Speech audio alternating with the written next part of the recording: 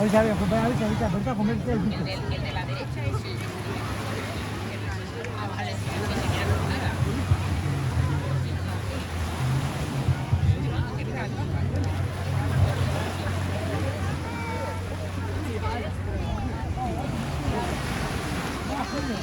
¡Ochi!